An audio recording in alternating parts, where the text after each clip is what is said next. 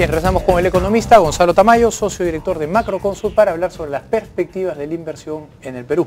Gonzalo, muy buenas noches. Gracias por estar con nosotros. Cuéntanos un poco cuál es hoy día la situación de la inversión en el Perú, cuál es el, digamos, el inventario de la inversión, qué porcentaje de inversión pública, qué porcentaje es privada. Mira, yo creo que la buena noticia es que este año y probablemente los próximos 2 vamos a tener uno de los indicadores más altos de inversión total comparado con el PBI, yo te diría, de los últimos 60 años. ¿Tanto? Sí, más o menos el número que esperamos es alrededor de 30% del PBI, lo cual, digamos, refleja las circunstancias extraordinarias que estamos viviendo, ¿no? Eso tiene 2 ventajas, porque genera posibilidades de seguir creciendo más adelante, ¿no? Y 2, muestra que lo que está pasando es que se están descubriendo nuevas oportunidades, la gente está tomando decisiones, y no solo estamos hablando de inversiones de la gran empresa extranjera o empresa multinacional, sino vemos mucha empresa o mucha inversión de empresas medianas, nacionales, que probablemente tienden a ser bastante más grandes en número y sobre todo en empleo. En el 2013 tú auguras casi 60.000 millones de dólares de inversión. Sí. No te olvides que un componente importante de inversión, ¿qué cosa es? Construcción. Correcto. Y la construcción está yendo a tasas muy dinámicas. Vi hace un momento las noticias que dabas de venta, de récord de venta de casas, las ventas de cemento las vemos bastante fuertes, pero no solamente es construcción, también vemos, por ejemplo, no solo construcción privada, también vemos que la inversión pública ha recuperado niveles que no se veían en el pasado. Nos quejamos todavía de que hay retrasos, pero pues, podemos estar hablando que en ese momento la inversión pública está en el orden del 6% del PBI, que tal vez es lo mínimo que uno requeriría para cerrar las brechas que tenemos. Sí, yo tenía entendido que el ratio de inversión privada pública era más o menos 6-1. Viene a ser más o menos te da 24, sí. Correcto. ¿Y qué porcentaje de la inversión privada es nacional y qué porcentaje es extranjera? Y yo te diría que la mayor parte nacional. Yo te diría que tranquilamente la mayor parte nacional. Si uno mira la inversión extranjera, probablemente uno puede, especulando y recordando algunos números rápidos, de repente del total de la privada, de repente 30% es extranjero y el resto es nacional. Entonces estamos hablando o sea, tal vez es la parte más importante. ¿Qué es lo que los grandes críticos del modelo se han quejado durante tantos años, ¿no? Siempre han estado diciendo que el Perú lo venían comprando extranjeros, que el Perú se había vendido a las multinacionales, y las cifras lo que dicen es lo contrario, ¿no? Que lo que está moviendo el capital en el Perú es la inversión nacional. Mira, desde el momento que alguien toma una decisión de comprarse un departamento, de estar, digamos, invirtiendo en un inmueble, estamos hablando o alguien que toma decisiones de poner un nuevo punto de venta o invertir máquinas en su pequeño negocio, realmente está tomando decisiones de inversión, entonces creo que eso es favorable. Muy bien, cuéntanos un poco cuál es la situación de las asociaciones público-privadas. Tal vez, si quieres, introdúcenos un poco a qué son, cómo funcionan. Mira, yo diría que es la nueva generación a partir de la cual se van a realizar esquemas que vinculen tanto al inversionista privado con algún tipo de participación estatal para tratar de brindar un servicio al consumidor. Y la novedad, no es tanto una novedad, pero digamos la parte más importante de esto es que el Estado participa de alguna manera, o participa en algún esquema de cofinanciamiento, o participa en algún esquema donde corre con parte de la inversión. Entonces, por ejemplo, uno puede pensar qué cosas son las EPPs más cercanas. Tenemos Metropolitano, por ejemplo. La inversión pública la realizó la municipalidad, el servicio lo prestan los operadores privados. Tal vez la APP más antigua que uno tiene son los esquemas de FITEL, de telefonía, ¿no? Donde había un subsidio o un fondo de recursos que provenía de FITEL para que operadores de telecomunicación den servicio en áreas rurales. Tenemos, por ejemplo, los aeropuertos de provincias, donde por razones de falta de tráfico no necesariamente esos aeropuertos son todos rentables. ¿Por qué? Porque no hay un gran número de vuelos que justifique la infraestructura, justifique la explotación, por lo tanto hay un esquema de cofinanciamiento. La gran parte entonces de las APP están en infraestructura, sea de comunicaciones o transporte. Bueno, creo también hay algunas cosas que se están tratando de hacer en servicios y creo que el reto que este gobierno está planteando es buscar hacer algunos temas en servicios. Salud ha hecho algunas cosas de ese tipo, tanto para la parte logística como para la parte de algún tipo de prestaciones. En algún momento se planteó también para esquemas de cárceles, pero creo que ha habido un atraso.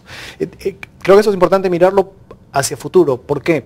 Porque lo que se privatizó o se concesionó en el pasado era tal vez la parte más fácil. ¿En qué sentido fácil?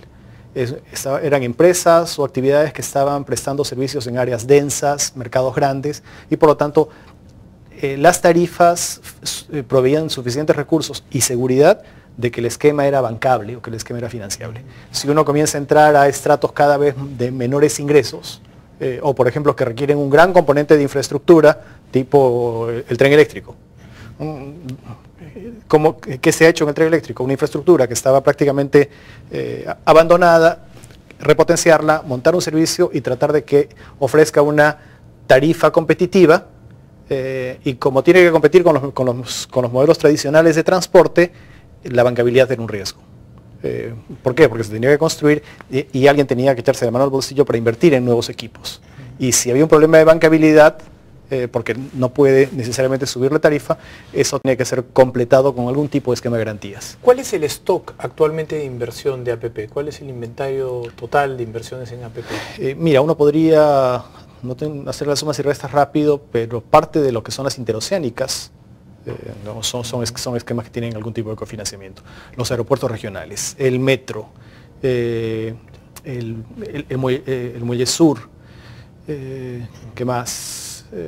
Sí, yo diría que podemos tener alrededor de números más, números menos, en proyectos pueden ser alrededor de 10.000 millones de dólares. Correcto. Y a través de estas APPs es lo que la gran mayoría de analistas sostienen, se puede ir reduciendo la brecha de infraestructura. ¿Qué tan posible es reducir si no 85.000, por lo menos pues la mitad de la brecha a través de APPs? Por eso te comentaba, creo que lo más fácil se ha hecho en el pasado. Lo más difícil viene ahora. ¿Por qué es difícil?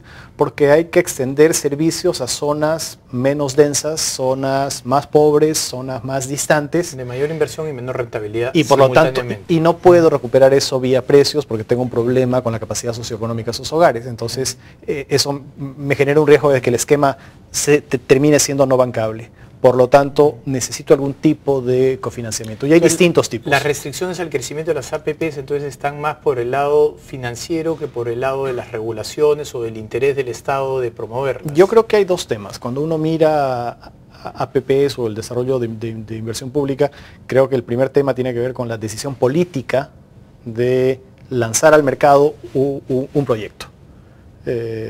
Y una vez que se define lanzar al mercado, tendrá que hacerse, digamos, el proceso usual de búsqueda de interesados, identificación de las principales restricciones, mirar los componentes regulatorios y ver si se requieren garantías y qué tipo de garantías. Porque, digamos, tampoco es la idea que alguien tenga un contrato de concesión, diga que no necesita garantías, que el esquema es sostenible y que después diga, no, sí, necesito garantías. Ese es un esquema de renegociación probablemente perverso.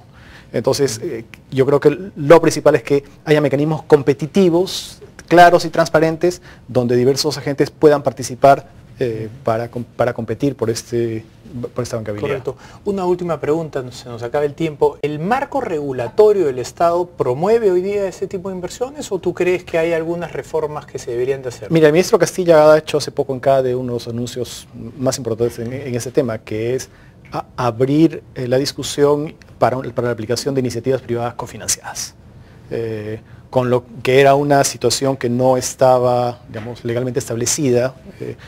¿Por qué? Porque en el fondo el proponente o el proponente de la iniciativa buscaba fundamentalmente hacer esquemas autosostenibles, es decir, que no requieren ningún tipo de garantía. Ahora, en la medida que lo que viene, repito, es más difícil de financiar vía tarifa, se está abriendo esta modificación.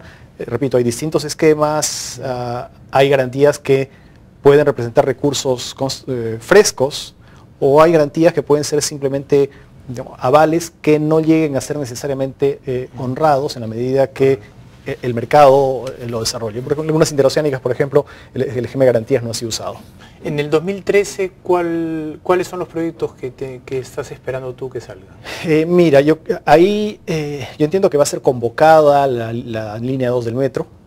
Entiendo que va también el tema del aeropuerto de Chinchero, se está avanzando con los temas de las expropiaciones. En ambos casos hay combinación de recursos públicos y privados. El ministro Merino acaba de anunciar este nuevo proyecto del gasoducto al sur, donde también va a haber algún tipo de participación del sector público, ¿no? Entonces yo diría que esas pueden ser las tres cosas más grandes. Una última que sí debería tener probablemente más prioridad, la carretera longitudinal de la sierra. Correcto, para armar esta parrilla que tanto se necesita. Mira, ¿no? La costa está creciendo, la costa tiene un nivel de PIB per cápita en este momento similar a la de Chile, ahí está la gente más educada, hay más gente que requiere subsidios en otras partes y la integración del país requiere una articulación. Correcto. Te agradezco muchísimo, Gonzalo, por tu visita. No, sí, gracias. Damos una pausa, regresamos. Scotiabank, descubre lo que puedes lograr.